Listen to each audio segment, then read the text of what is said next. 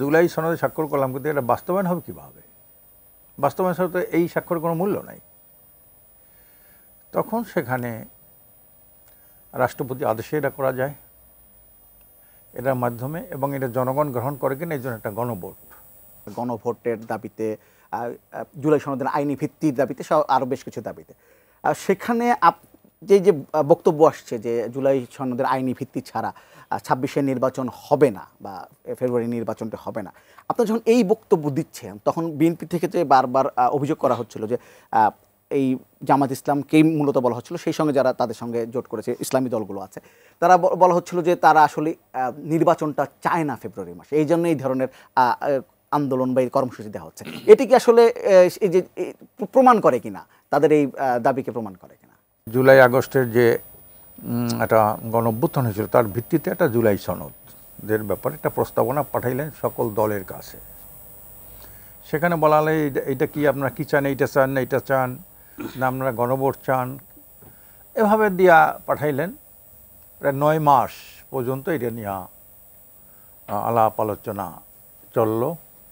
প্রথম প্রত্যেক দলের সাথে ওনারা বসলেন, তারপর সম্মিলিতভাবে বসা শুরু করলেন। প্রায় 5 থেকে 6 মাস পর্যন্ত এই কাজটা চলল। চলার পরে আমরা সেখানে সকল দল ঐক্যবদ্ধভাবে আমরা একটা জুলাই সনদে স্বাক্ষর করার ব্যাপারে ঐক্যমত্য হয়েছে। 3-4টে দল করে নাই, আমরা কিন্তু সেখানে বিএনপিও স্বাক্ষর করেছে, আমরাও করেছি, যেমন সবাই করেছে। তো আমরা সেখানে বলেছি যে জুলাই সনদে স্বাক্ষর করলাম, কিন্তু এটা বাস্তবায়ন হবে কীভাবে? বাস্তবায়ন ছাড়া তো এই স্বাক্ষরের কোনো মূল্য নাই। তখন সেখানে রাষ্ট্রপতি আদেশে এটা করা যায়, এটার মাধ্যমে, এবং এটা জনগণ গ্রহণ করে কিনা এই জন্য একটা গণভোট। তা গণভোটের ব্যাপারে কিন্তু সবাই একমত হয়েছে। তা গণভোটের যে কোন কোন বিষয় হবে এ নিয়ে একটু বৈপরীত্য আছে, একটু বিতর্ক আছে। তারপরেও গণভোটের ব্যাপারে কিন্তু কেউ কোনো না ছিল না।